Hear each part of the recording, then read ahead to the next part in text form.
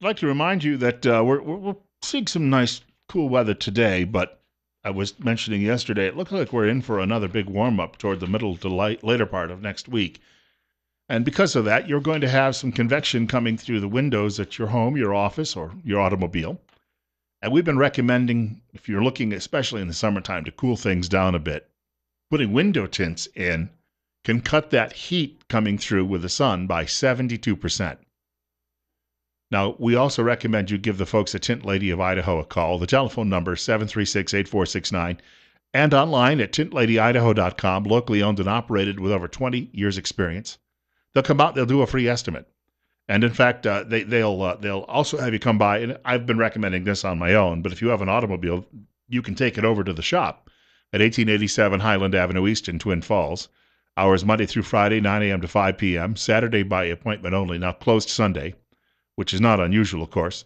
A lot of people like to take that day off, a day of worship, if you will, day of rest. They're online at tintladyidaho.com, and again, the phone number is 736-8469. We'd highly recommend you give them a call. You could end up saving a bundle when it comes to cooling costs during the course of the summer and these hot months. 8:35, Bill Colley with you on Top Story on News Radio 1310, KLIX, and newsradio1310.com. If you're inclined to reach our program today, you can give us a call. The number is 736-0300. That's 736-0300. I'm also available by email at bill.colley@townsquaremedia.com. That's bill.colley@townsquaremedia.com. We have a caller with us coming directly out of this break, and you're on the air on News Radio 1310, KLIX, and Top Story. Good morning, Bill. Just an endorsement for Tint Lady. I've had them do the last two automobiles that I've new vehicles. Take them over there. They're very professional, extremely. I'm very pleased and certainly would recommend their services. I'm glad to hear that. Anyway, it's unbelievable. After testifying last Monday at the College of Southern Idaho, the Board of Trustees, and then you read the follow-up media, how naive to think that these people are coming in here have all been doubly checked, that, they're not bringing in any diseases. They're just good people that we need to take care of. And all we have to fear is fear itself. Well, I can tell you, their theology, and it's not just a religion, it's a political movement hiding behind religion, is Islam itself. And it's just incredible how naive, if we just look in this country alone to see what's happened with immigration jihad in Irving, Texas, Flint, Michigan, and other cities that are basically now taken over by these people and their theology. So we better take another look, even if they're not planning to an act of terrorism. We just can't really afford to have them take over our culture. Well, they overpopulate us. Keep in mind, too, and of course, Pastor Hadian is going to join us in about half an hour. He'll talk at great length about this because he knows from personal experience what can happen. But if you think about these refugee camps, after World War II, they had all of these people who were displaced. And so they were trying to find homes for them. And you had to take their word for it, right? And a lot of them were actually ex-Nazi war criminals who just simply put on street clothes. And then they would claim, I was displaced from my home and such. So a lot of those guys walked away. You've got people who are living in camps. And when they go in and they do the screening, they say to them, where were you from? They'll give a name of a town, right? They'll give a name of a town. Who can really vouch for that? A lot of these people may well be people who were sent into the camps and just told, hide out there, and when they come by, here's your cover story. And then when you get to your new home in the West, remember, you owe us. Or, just here's your mission. It's right. And ISIS has openly said that they're going to be using the refugee program to bring their terrorists in here. I mean, they've openly said that. And so we're just saying, by the editorial in the newspaper today, all we have to fear is fear itself. Folks, be better wake up. Knee-jerk liberalism, because they ought to stop going around kissing Mr. Obama on the butt and do their jobs. I mean, there's this view in media that we know best. They're not rocket scientists. They're not curing cancer. They're a bunch of drunks with notepads. Can we just make that clear? Why anybody would believe that a newspaper editor has the wherewithal, other than he's covered a few council meetings here and there or a couple of school board meetings in his life, what gives him this expertise to be able to talk intelligently about this and tell the rest of us this is what we need to do? Absolutely. I totally agree with that. And some of us that have studied history for over half a century, all you have to do is learn from history or you're doomed to repeat it. Amen. Hey, thank you much for the telephone call this morning. Coming up on 8:40, Pastor Hadi is going to join us just after 9 o'clock news this morning at 64. Bill Colley with you on Top Story on News Radio 1310, KLIX and newsradio1310.com. One of the regular knee-jerk responses from these newspaper types on the editorial pages is they like to say, it's the right thing to do. Well, that's not objective. That's a subjective point. That's what they think. Liberalism is not a self-evident truth. Let's make that clear. Let's make that as plainly clear as we possibly can. And, the other part of this is, when they say that, you know what? Where's their theology degree from? That's who I'll listen to about right and wrong. We've got more coming up. Oh, at some point I'm going to squeeze in our daily Trump update. More fun from the Donald, this time at the U.S.-Mexican border. I was looking over a piece from Bloomberg Business News today. Fences rise across Middle East as jihadi threat escalates. And it's a very detailed story with maps, too, and it shows you how many of these countries throughout the Middle East have decided to build walls and fences in order to prevent the advance of ISIS. The Middle East and North Africa is now the most walled region in the world, said Saeed Siddiqui, a professor of international relations and international law at Al Ain University of Science and Technology at Abu Dhabi. They range from fences inside cities to anti-migrant walls and separation barriers to counterinsurgency. Well, okay, we've been hearing that these walls, these fences, they just simply don't work.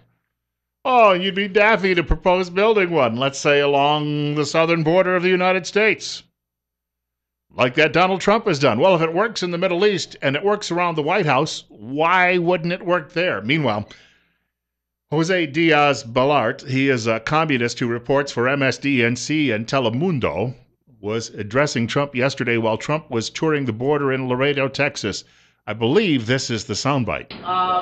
Feel that what you said when you said that the people across the border are rapists and murderers. No. We're talking about illegal immigration, and everybody understands it. And you know what? That's a typical case. Wait.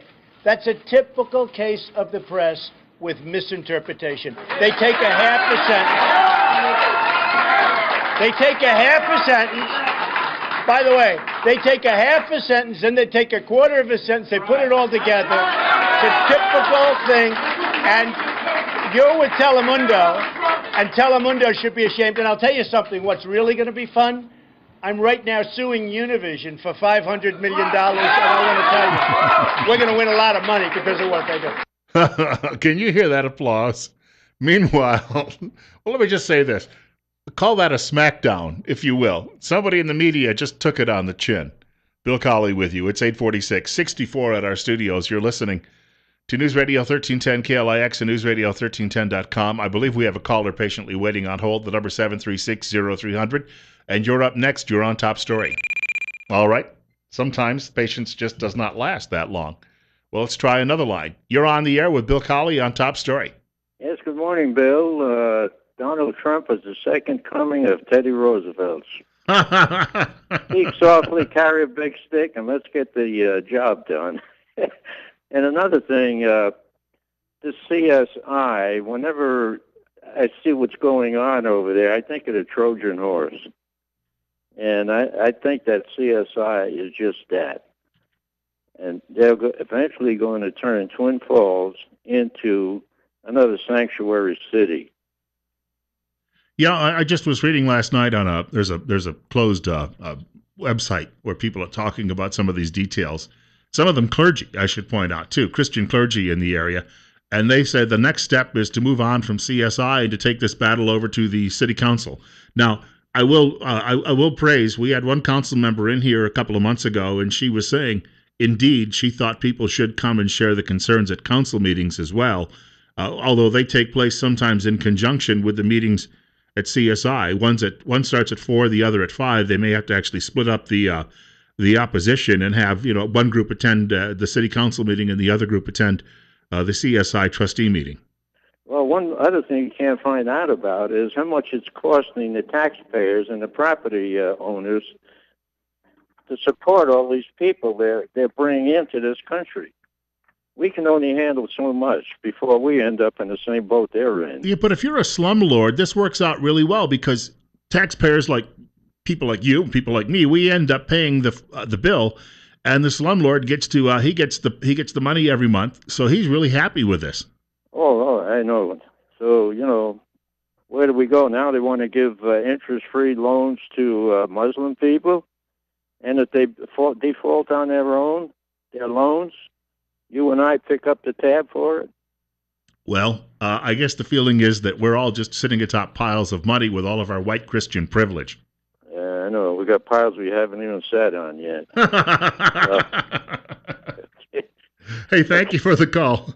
848, Bill Colley with you this morning on Top Story on News Radio 1310 KLIX and newsradio1310.com. Love that one. Piles we haven't even sat on yet. I'll tell you what, whenever I have to discuss this topic, my piles bother me, but that's that's probably what they call too much information, wouldn't you say? Hey, speaking of Donald Trump, I happened to see this morning, Washington Examiner. From July 15 through Tuesday, Trump was the most searched presidential candidate on Google in 48 of the 50 states. Not 57, by the way, 50. Only Wisconsin Governor Scott Walker and Vermont Senator Bernie Sanders had more residents in their respective states. Wisconsin and Vermont searched their names versus Trump. So two guys, because they're running in their home states, they're getting some attention with the computer searches. Trump is the leading term in 48 of 50 states being searched on computers. Isn't that amazing? Coming up on 8:64, we have another caller with us. You're on the air on News Radio 1310 KLIX and newsradio1310.com. Yes, I guarantee you that even though the other Republican candidates are trying to downplay this, they're going to either have to say what is apparent or they're going to continue to lose to Trump. And, he's just arrogant to get this thing done. And so many people think he's not up for the occasion. I tell you what, in this situation where we are, anybody on the Republican side, even if it was Jeb Bush, which is a terrible thing to think, would be better than where we are. Okay, one more point, and then I'm going to hang up. Oh, well, that's fine. Sure. Okay, if you don't mind. Black lives matter. Black people care about black lives, they say. In 2013, New York City murdered 29,000 babies.